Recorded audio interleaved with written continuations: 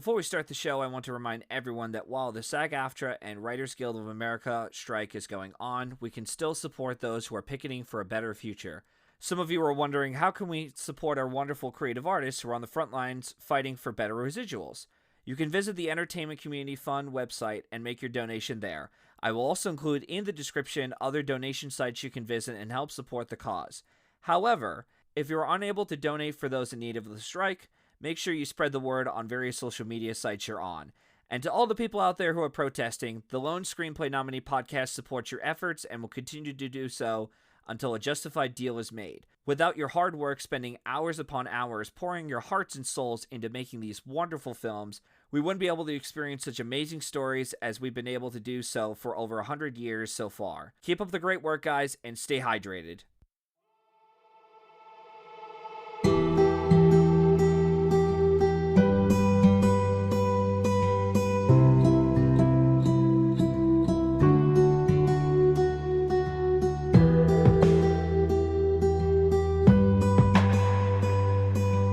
Hello, listeners! Welcome to the Lone Screenplay Nominee podcast, where we talk about films that were solely nominated for an Oscar in the writing categories. I'm your host, Matthew Anderson, and today we have Saleah Blancaflor, who is a freelance journalist and has written various articles in the past on Morning Consult and NBC News. Welcome to the show. How are you doing today? I'm good. How are you? Thanks for having me, Matt. Yeah, sure. I'm very grateful that you were willing to get onto the show. No coercion, no any of that stuff. So so thanks again for being on the show. Before we dive into our episode today, I have some questions to ask you for our audience. Would you care to explain to the audience that's listening here right now, what exactly is it that you do for a living? Okay.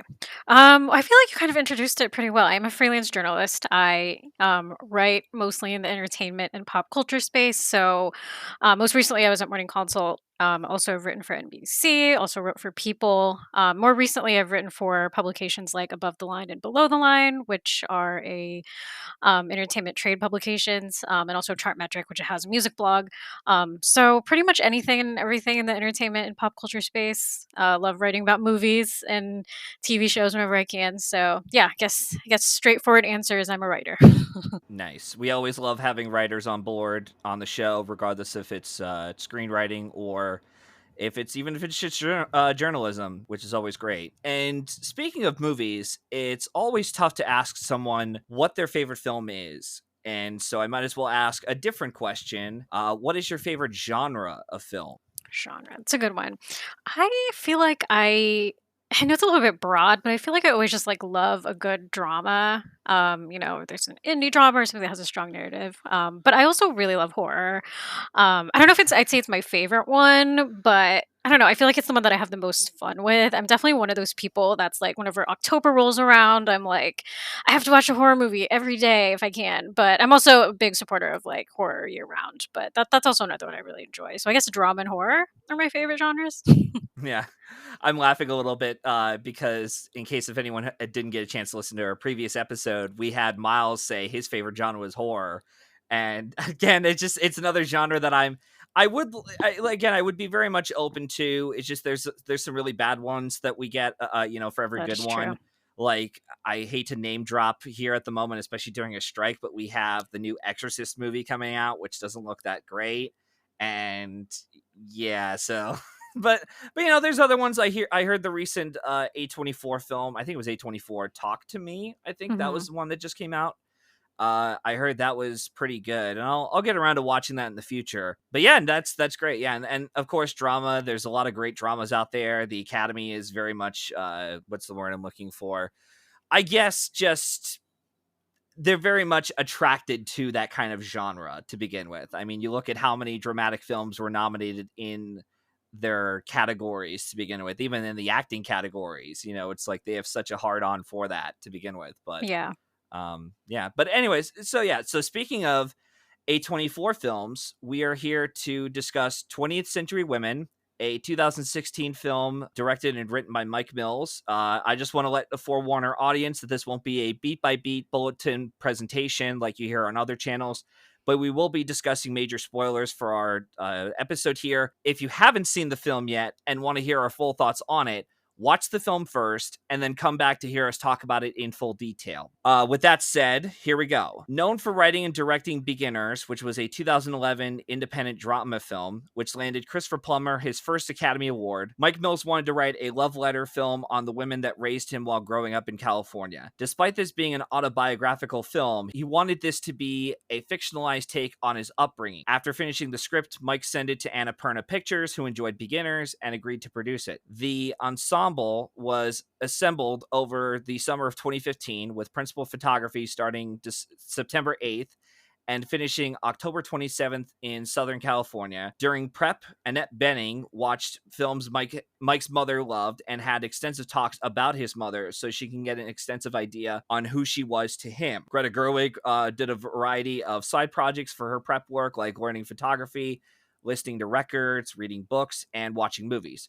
She also spoke with Mike Mills' sister, as that's who her character was based upon. Elle Fanning, who's in the film, she read the book The Road Less Traveled by M. Scott Peck to prepare for her role. A24 acquired the distribution rights to the film in June 2016, and it would go on to premiere at the New York Film Festival on October 8th, 2016, and screen at the AF5 Fest on November 16th, 2016. 20th Century Women was intended to have a limited release on Christmas Day, but was pushed back to the 28th and opened nationwide January 20th, 2017. Its wide expansion after its Oscar limited release run. Unfortunately, the film didn't do so well, as it only earned $7.2 million worldwide on a budget of $7 million. Just a reminder to our audience that in order to break even, you have to double your budget and then earn a little bit of chump change afterwards. So therefore, it wasn't really considered a big hit financially. But this is the kind of film, personally, that it's not you're not really this isn't the kind of film that you would expect to be like a moneymaker to begin with. It's one that you want to do out of passion, and you want to you have something burning in your soul and you want to get it off your chest. So with that said, though, aside from its sole Oscar nomination in the original screenplay category, it received 2 Golden Globe nominations, 3 Critics' Choice Award nominations, and 2 Independent Spirit Award nominations. As far as what the logline is or premise of the film, it's this. In 1979, Santa Barbara, California, Dorothea Fields is a determined single mother in her mid-50s who is raising her adolescent son, Jamie, at a moment brimming with cultural change and rebellion. Dorothea enlists the help of 2 younger women, Abby, a free-spirited punk artist living as a boarder in the Fields home, and Julie, a savvy and provocative teenage neighbor, to help with Jamie's upbringing. So that's pretty much all the notes I had for that. And before we get into my thoughts on the film, and since this was your recommendation, Saleah, I wanted to ask if this was a rewatch for you, and what was your, did your experience watching it this time around change, whether good or bad from your initial experience watching this? Yeah, I mean, I this was a rewatch for me. I think this is the second or third time that I've rewatched it. I just really love this movie. And yeah, I love the story. I love the cast. I'm sure I'll talk more a little bit about it. But yeah, I mean, I think Annette Bening is incredible in it. And I Hmm. just really loved it. But I think this time around, I feel like I was trying to pay attention to maybe some things that I hadn't noticed before, but I feel like I loved it just as much as I loved it, the first time I watched it. So definitely really like that. And I just thought, I mean, I think one of the reasons I wanted to talk about this movie too is, again, besides just, really enjoying it and really loving it, is I also really love Greta Gerwig. And, I know she's had kind of a massive year with a certain movie that came out last year. So I thought it would be fun to maybe rewatch something that, one of her earlier movies that she was in. When she was acting kind of on the acting side before she kind of directed the features that she's known for now. So I thought that'd be fun to revisit. But yeah, no, it was just definitely, I think I enjoyed it just as much as I did the first time I watched it. Yeah, I'd never seen this before. I never saw it during its theatrical run. I was a pretty stubborn kid, and also I wasn't as much like I was paying attention to the Oscar contenders, but like when I hear something like like this, if it wasn't getting in for like a Best Picture consideration, so like Sully was another one at that time where I was like, yeah, I don't have really much of an interest in watching it. And same thing with 20th Century Women. I thought, okay, might get some recognition. I don't know what, but I never seen this movie before. This was my first watch, And the one thing I did also want to ask, have you seen any of other Mike Mills's other films, Beginners and Come On, Come On? No, I haven't. I've actually been meaning to watch Come On, Come On, but I haven't watched any of his other movies. I would highly recommend that because Okay. I thought, while I did enjoy 20th Century Women for what it was, Yeah, I personally was much more emotionally connected with Come On, Come On personally, just because that's interesting. I think Joaquin Phoenix is one of the greatest actors around. Yeah, he's amazing. Unfortunately, Daniel Day Lewis is no longer there to take that one of those mantles because he's retired, and understandably so. But still, I think Joaquin Phoenix is one of our great actors that we have, and seeing him in that, I was really impressed with him. I really loved Woody Norman in that, and I personally, like, if I were an Oscar voter myself, I probably would have given Joaquin Phoenix a deserved Oscar win for Come On, Come On, because I thought he was just that damn good in the movie, and he's always great in those performances. So yeah, so anyway, so I connected a bit more emotionally with that film, and I just there's something about, even with like the subject matter involved of an uncle trying to connect with his nephew, and he's a documentarian sound designer. There's more things in it that I can connect with, and I was also taking film classes at that time at Hmm. Stevenson University. With this film, I liked, like I said, I enjoyed enough of it, and I thought all the performances were solid. I just Yeah. It didn't emotionally connect with me as I thought it would, and I think one of the bigger gripes I had with it, and I'm okay with a film doing this, it but it my issue with it was, well, one of the issues I had with it overall was that I thought the some of the music choices, while I did like the music, scattered throughout the film and it reflected of the time period, Yeah. I did one of my issues with it was I didn't like how they were only relying on the music to sort of have us feel the emotions of what each scene was. Like it seemed very much like they were throwing constant music over and over again. And I get it. There's other films that, something like Licorice Pizza. Someone had mentioned in their video review. I think it was Your Movie Sucks. He mentioned how, or someone, I can't remember who specifically, but they mentioned how there was a lot of music being used throughout the film, and it was only there to establish like how we should feel towards these characters in certain ways, and not letting the characters and the writing allow us to emotionally connect with them. That's how I felt about this. And even though like Greta Gerwig is very good, Annette Bening is pretty good too, like everyone's giving a good performance for the most part, I would say of the one actor of the ensemble, I would say the 15-year-old kid who played Jamie, I thought he was the one who was fine overall. And but still, like, I thought, like, yeah, there's aspects to it as a whole I think are good, and there's a couple of lines here and there scattered throughout, especially in the second half, where I was like, okay, that was pretty funny, that was enjoyable. Yeah. um yeah, but No, I think, yeah, but yeah. yeah, go ahead. No, go ahead. No, I think that makes sense. I mean, that definitely wasn't because they're out of all the, I guess, the things that stuck out to me when I've seen this movie. I feel like the music choices definitely weren't like the one thing that kind of stuck out to me most. I kind of agree with what I pretty much agree with what you're saying in terms of like, a movie doesn't necessarily need kind of the music choice. Like there could be other elements of a movie that can kind of bring the emotion or tell the emotional part of the story. So I actually do agree with that part. And it's funny, I actually didn't watch this movie when it first came out. I think I watched it like years later, just when Oh, it was. okay. Yeah, so I actually didn't watch it until maybe a few years ago. Hmm. So I don't even remember when, but I think it was just like when it was on a streaming service, and I just really enjoyed it when I saw it at the time. It was also one of those movies where I also didn't.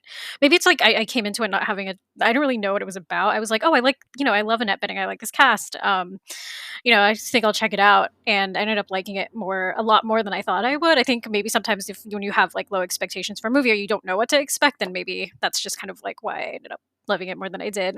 But yeah, no, I definitely watched it like years after, not knowing a ton about it being nominated. I think it wasn't until I didn't actually know that it was only nominated for a screenplay at the Oscars. I think until after you told me it was. So Mhm. yeah, that was actually new to me. So Yeah, it's always interesting, like any film in general, because and we'll get into the awards chances later on in the show, regarding, like, what do we think it could have gotten in for. But just in general, it is always interesting to see a film that you thought would have done like had a bigger splash. Like I remembered this past Oscar season, a lot of people were very hopeful, and I'm not going to name any names for the record, but a lot of people were very hopeful that Glass Onion was going to get a Best Picture nomination. And the way that it was performing, with the PGA nomination and all this stuff, and I'm like, you guys realize it's not the kind of movie that the Netflix is going to campaign for a Best Picture nod. They're going to go for the All Quiet on the Western Front, and they did. I called that, and but it's interesting, sure. But yeah, so going back to the movie though, one of the things I did like about the movie was I liked how the film started. I liked that it was first off, it established who these characters were without having to be hitting us on the head or be very I'm looking for a better term here. I can't remember, but it's like it's very much trying to be like very blatantly obvious what the characters are. Hey, we've been friends for 10 years. Maybe we should talk about that contract that you're trying to do for me or whatever. And it's just like it kind of is, even with the Elle Fanning character and Jamie's character, already you get the vibe of who they are as friends. Yep. They're very close with each other, but they don't go beyond, than what it is. And even with the Billy Crudup character, he establishes himself as sort of a fixer, because he's fixing the house and he's, fixing the cars outside, and, also doing like a side business of pottery business, I think it was. Not literal pot, but you know what I mean. And I like that aspect of it. Even when she asked the firemen at the beginning, when her car is just magically burnt on fire and goes up in flames, she gives the fireman her address and a phone call to like, hey, I'm having a birthday party tonight, you want to come over? And I like that it was a way of establishing, without again beating us on the head, of how she's a very what's the word I'm looking for, a lonely person who doesn't really have a whole lot of connections outside of her circle, and that's only because of the tenants living at her place, and she doesn't really interact with a whole lot of people at work either. And that was something that Yeah. a lot of less competent writers, they would beat us on the head, even with like the voiceover narration. And I was glad that when they did use voiceover, it was there to set up other things of the story, whether it's the world itself or their character's background a bit. So yeah, I just wanted to hear your take on that. Yeah. No, I thought that opening scene, I actually really enjoyed that opening scene. I think it's kind of almost, it's like funny, but it's also like a good way to introduce these characters, right? Like I think you described it really well. Like I think Annette Bening's character Dorothea, like then that's like a big theme that is kind of the biggest themes that I kind of saw throughout the movie, is like there's that theme of loneliness, right? And also the, I guess, the idea of kind of chosen family, because you have all of these other characters that kind of come into Dorothea and Jamie's life. But I think, the beginning is definitely a good way to was a great way to kind of introduce Dorothea and Jamie as characters. And yeah, even when she kind of was inviting the firemen to come over to her house, you see her do that again, I think later with some other characters throughout the movie. I think there's that scene where she goes to the club with Greta Yep. Gerwig's character and William, and then she invites in someone else. So it's like something that you kind of see that kind of, her characteristics of herself, and just wanting to find ways to connect with people, even though she might not necessarily like know how, but like trying. And I think, yeah, there's lots of little details like that, I think, pretty early on, that where the characters and I guess what they're like are kind of introduced pretty early on. And even with the when creating these background stories for like Greta Gerwig's character in particular and Ella Fanning's character, like Greta Gerwig who plays Abby in the film and Elle Fanning who plays Julie, Hmm. when they established their characters, I thought that was really interesting, especially with Abby finding out from the doctors that she has I think it was cervix cancer. Hmm.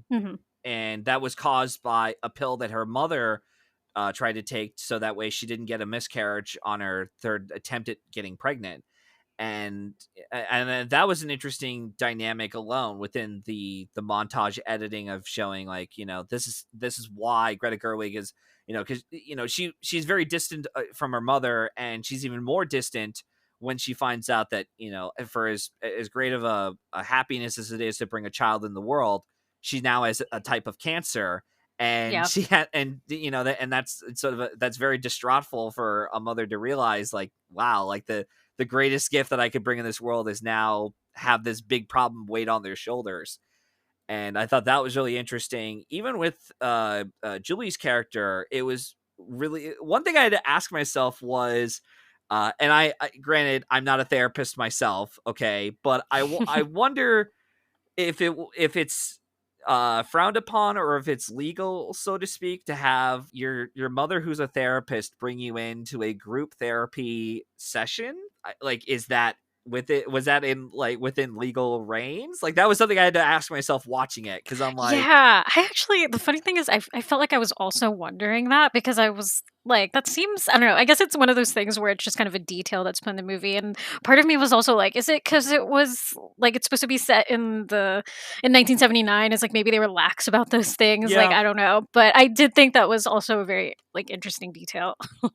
Yeah, because I know some people who've been to therapy, or at least never to group therapies, but more at the one-on-one things, and those are very private conversations. Like, even therapists cannot divulge to people like what their patients have, or patients would have said to them. So yeah, it was really odd seeing that unfold. I was like, okay, all right, I'll have to see if I can look that up. Uh, and yeah, and Annette Bening gives a really good performance. Truth be told, I haven't seen a whole lot of her in film. I've seen her. I remember I've seen her in American Beauty, Hmm. and I saw her in The American President, which she was pretty good in. But I've never seen any of her other Oscar-nominated performances, like The Grifters wasn't one she did, Being Julia, and The Kids Are All Right. And one thing I completely forgot was when you wanted to talk about this on the show, she has her Naiad movie that's coming out about the 60-year-old Olympic swimmer who swims from I think it was from Cuba to Florida, and that's going to be premiering at I think either Telluride or TIFF. So it was very strange that it all just came together, and then Brian Rowe from his award thing, he's like, "Oh, let's talk about Annette Bening." I'm like, what are the odds of that? That like all of this would come together? It was really strange. To be like, wait, what the hell? Like, this is odd. But yeah, so I haven't seen much of Annette Bening, but clearly you have from her. Yeah, no, Um, I also really love The Kids Are All Right. I mean, I actually have there's a few of her movies that I haven't seen, but I mean, she has such a big filmography, but I think I haven't seen Grifters either, but I've seen like The American President. But I just feel like in everything that I've seen her in, even if it's like a supporting role or just something smaller, I feel like she tends to just be almost a force, but in a good way. Like I think it's like just she has a very strong screen presence, just like she does in this movie. And I don't know, there's just something about her. It's like I just love watching her, and I think she's such a great actress. So I think you should watch more of her movies when you get the chance to. So I will. I had a buddy of mine, Sam Meltzer from And the Oscar Doesn't Go To. I was on a podcast with him a couple years hmm. ago, and he was telling me he loves The Kids Are All Right. He loves that so much. And I said to him and a couple of other people who recommended to me that film, I said, down the road I'll do it. And I've seen all the Best Picture nominees that year. Hmm. The Kids Are All Right is the only Best Picture nominee that year I haven't seen yet. So when I get around to it, I could finally do my whole ranking list. But that year was like a really good lineup of films as a whole, in my opinion. I did want to talk about Greta Gerwig in the film. There's one Hmm. scene in particular with 20th Century Women I thought was like really showcased some of her like strong acting, and I'm glad that she's a writer and director, and she's a bit more flexible, and she's actually attempted to sort of do something different. She's not doing Lady Bird or Little Women over and over again. Yeah. Especially with her new film that just came out a couple weeks ago as of this recording. But I didn't really notice how good of an actress Greta Gerwig can be. Like that scene where she's told by the doctors, like, we're good. There's no sign of the cancer anymore. But the issue is that you may not be able to have children or have them grow into full term. Like there's a chance that you could get a miscarriage or two if you try to have kids. And I like the way she delivered that scene was great. Like, with her red in the eyes. And it didn't seem like a random AD just walked in and just gave her like eye drops in her eyes. It seemed like genuine emotion. which is something I always appreciate from actors when they could, actually like create those tears organically or authentically without having to resort to the eyedropper thing. Yeah, no, I thought she was really great in this, and I don't know if you've seen some of her other movies that she's in as well. Like, I actually thought she was really great in White Noise, which came out I think last year, or the year before. Oh That was yeah. directed by her husband Noah Baumbach, and I also enjoyed some of her earlier stuff, like Frances Ha. Um, as well. Hmm. So she has a lot of movies where I think she really does showcase a lot of her acting. But I think it's funny because with this movie, in particular, I it's funny because like the character has pink hair and it reminded me of Lady Bird having pink hair, That's which I know right. comes and it came out I think a year after because Lady Bird came out Yeah. in 2017, and so I don't know. I actually did feel like with this character, I could see the character of Abby being, in a movie that Greta writes or directs. I was like, oh, I can easily see this kind of be Abby being a character, maybe in a movie that she, makes herself. And part of me does wonder. I don't know if she's ever talked about it, but if there's like a little bit of if there was a little bit of inspiration from this character and some of the stuff that she's written and directed now, because yeah, I kind of felt like I was like I can definitely see this character being in one of her movies. Yeah, I didn't even realize about the red hair. That's an interesting observation because I didn't think much of it. I just thought, oh, okay, it's just a punker rock kid, with like Yeah. the one side of the hair that goes down the one eye, like Cameron did in Terminator 2. Yeah, that's interesting. Yeah. So just are Noah Baumbach and Greta Gerwig married? Yes, I believe so. Okay, because it didn't really say officially if they got married or if they're Oh, still just a boyfriend girlfriend.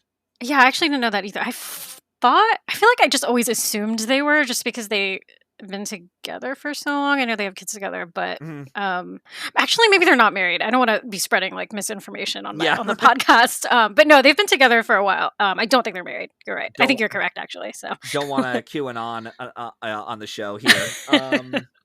The one thing I did like about the 20th Century Women in terms of like an interesting auditorial choice, and even though I did criticize some of the music, there's a couple other things I'll get into my problems with the movie.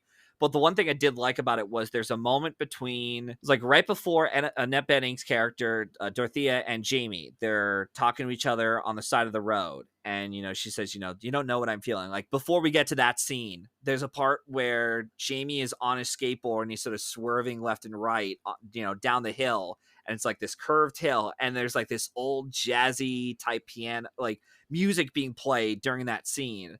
And I thought, wow, that's a really interesting choice. Like it's very anachronistic, of course, but yeah.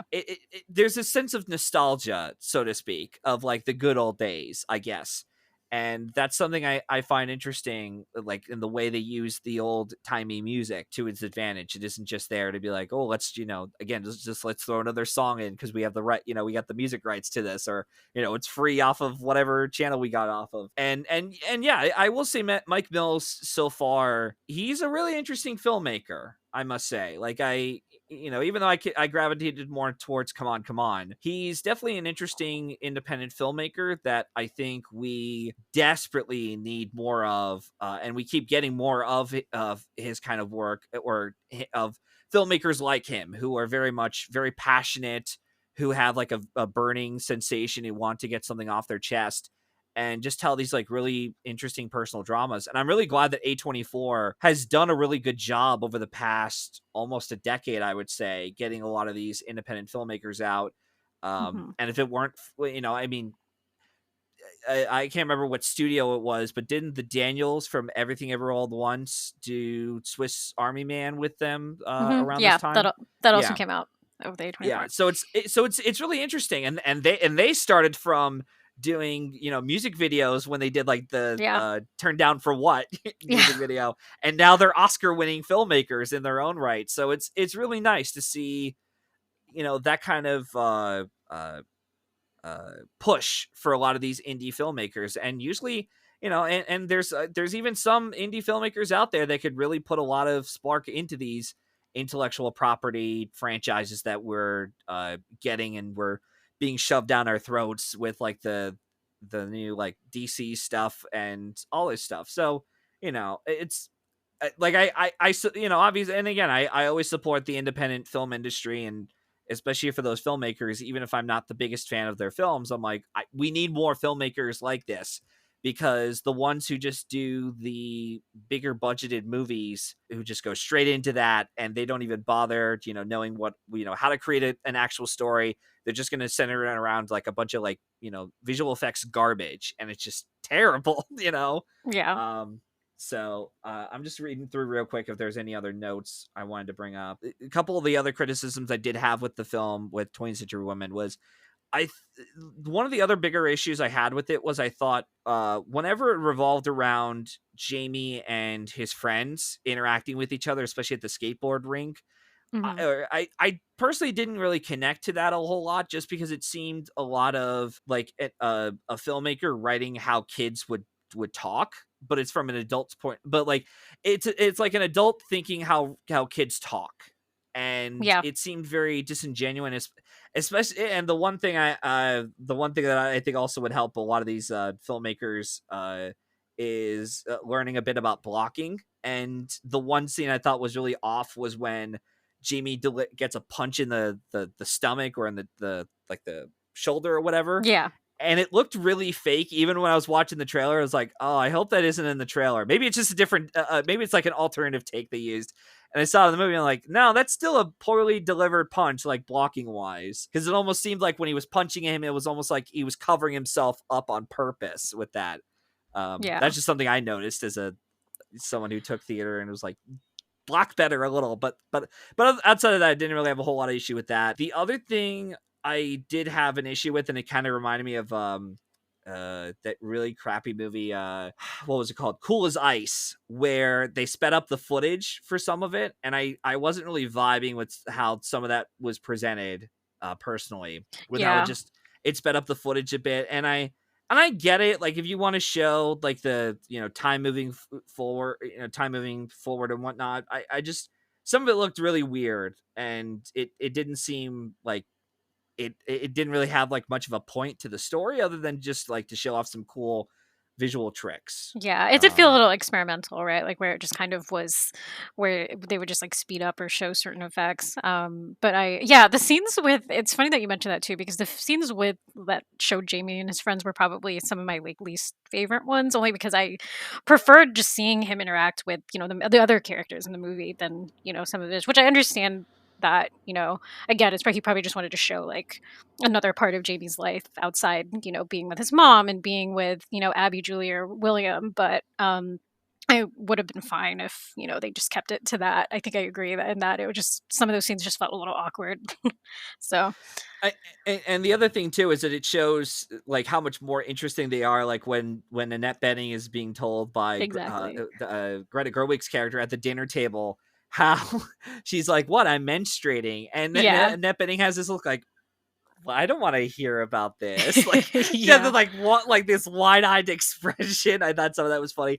And then when what was it, Julie was saying about how she lost, she had her first period, and had sex with a boy at the age of 14 and whatnot. I thought Yeah. that was like, her reaction was funny. And even with Billy Crudup's like crude comment about, you should have sex with the whole woman.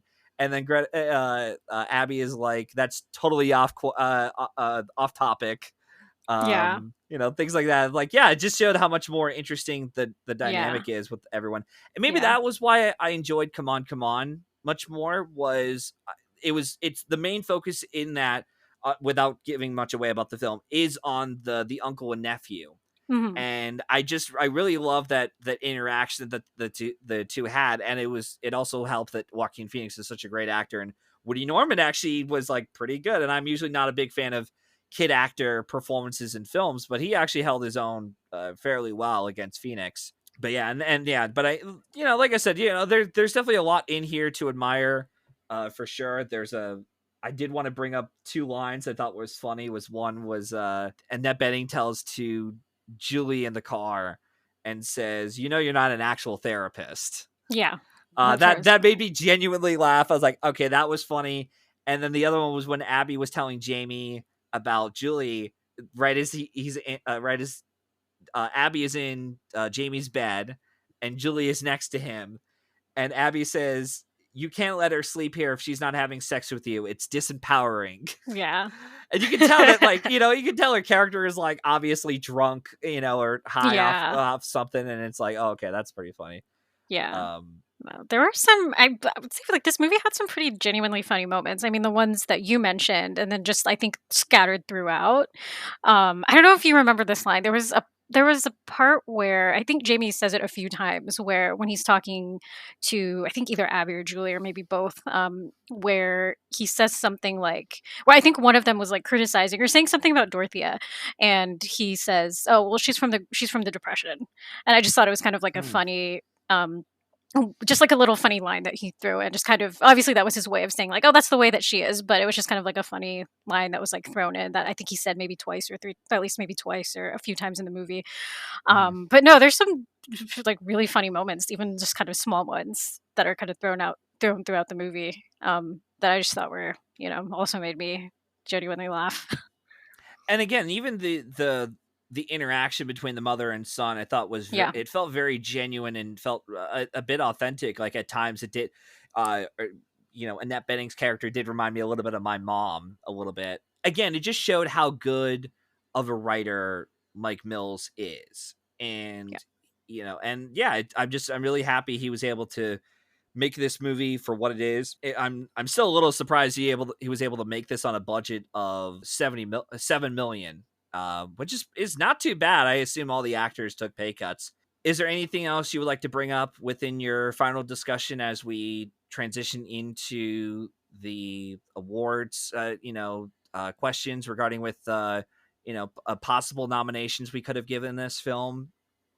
I mean, I think some of the few things, I guess, any sort of last thoughts I have about the movie is, yeah, I mean, I feel like I've talked a lot about how much I love the cast. I think everyone did such a great job. But I mean, yeah, I think another thing is like, I know we were talking a little bit about nostalgia and Mike Mills kind of writing this as like a way to get out. It's autobiographical. It's like autobiographical and inspired by the women in his life, which I think was a really good way. It's funny because I think with a movie like this, at least I feel like, you can definitely tell that he put a lot of thought, into how he wrote the characters as well. I feel like in some movies, it can be easy for like a man to write a woman in a certain way that might be like one dimensional or stereotypical. But I actually did feel like these characters felt like they were, well thought out and well rounded. Even like with the Greta Gerwig character, which I feel like, I don't know, maybe in like the early 2000s, it could have easily been written as like a manic pixie girl type character. But like with this, Yep. where it's like a romantic, like where the focus is like, oh, they're a romantic interest, but it wasn't that way with this movie. And I really, really appreciated that with all of these characters. And just going back to the way, actually really loved the structure of like how he put all these like flashbacks and the backstories of each characters. And yeah, with each of them, I just really did feel like, in a way, having those backstories for each of these characters just made them feel more human and more real in a way. So that was definitely something I appreciated with, you know, the writing of these characters, and then also just kind of the overall, story behind them. I had actually forgotten about some of the other setups, like the Billy Crudup scene, setting up his character. I was a little surprised they waited until about over an hour into the movie to have his Yeah. setup, and I thought, oh, that's really weird. Like usually you do setups like when you get like usually Yeah. like the ideal writing structure is you're supposed to set up your characters within the first act and Yeah. then write it the way you did. But I wasn't too hot and bothered by it because I thought there were other aspects to it I did admire and appreciate it as a whole. And yeah, like I said, it's a movie I could understand why a lot of people would really love and gravitate towards emotionally or connect more with the characters. I just, like I said, I keep I'm like a wind up doll right now where I connected more with Mike Mills's other film Come On, which Hmm. is fantastic, and anyone who hasn't seen that, you should watch it. It's really really good. And like I said earlier, it's probably the one I would have given Joaquin Phoenix another Oscar for, because he's just that damn good in the movie. And yeah, and so and I like I it was decent. It was a nice little film with good performances. There's aspects to it I like conceptually, and there's other things about it that I think he pulls off, and there's other things about it I wish he had sort of either done another pass on the screenplay or just didn't rely so heavily on the music, like I said, to Yeah, sort of have definitely. that be sort of like the main, like, here's how you should feel for each scenes. So yeah, that's pretty much my thoughts on the film. So going into the section of the show, I wanted to ask if this was, in your opinion, worthy of the screenplay nomination, and also would you have nominated this or consider this for any other awards at the Oscars that year? Yeah, I think it was. I really enjoyed the screenplay. I thought it was good. But I would have, and I feel like I probably already hinted at this, but I definitely would have given Annette Bening an Oscar nomination. And according to Twitter, I've seen a lot of people share the same sentiment, where they feel like Annette Bening should have gotten an Oscar nomination that year. Which that's probably the other Oscar that I would have given it if that was to be in consideration. Yeah, a lot of people have brought up the fact that Annette Bening should have gotten an Oscar nomination. And to be fair, it was a really tough year for a field like that, because you had Emma Stone for La La Land, who was in a Best Picture frontrunner.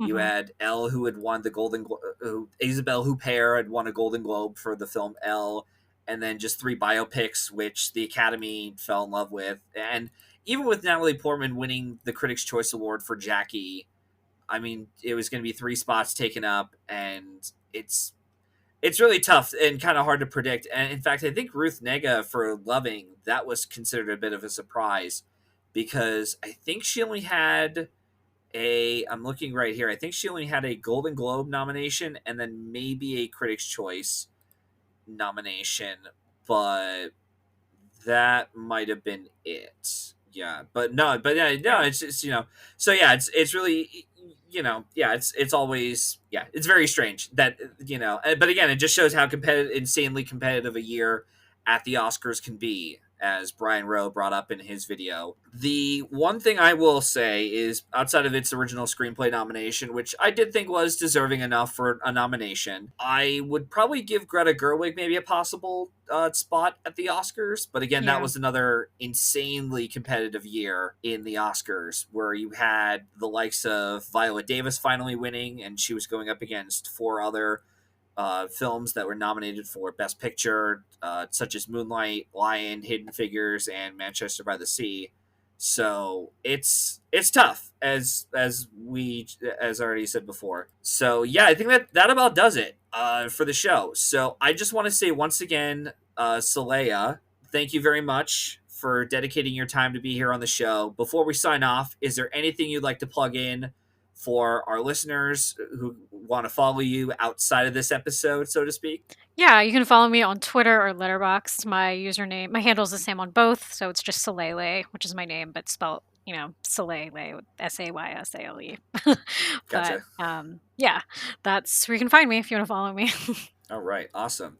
You can follow me and the show through Linktree under @Matthew995, where you can follow along on all my social media accounts such as Twitter, Threads, Instagram, and Letterboxd.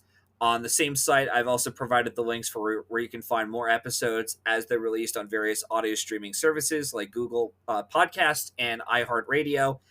And if you're interested in being in the hot seat, just like Saleah was in today, let me know, and hopefully we can arrange that happening soon.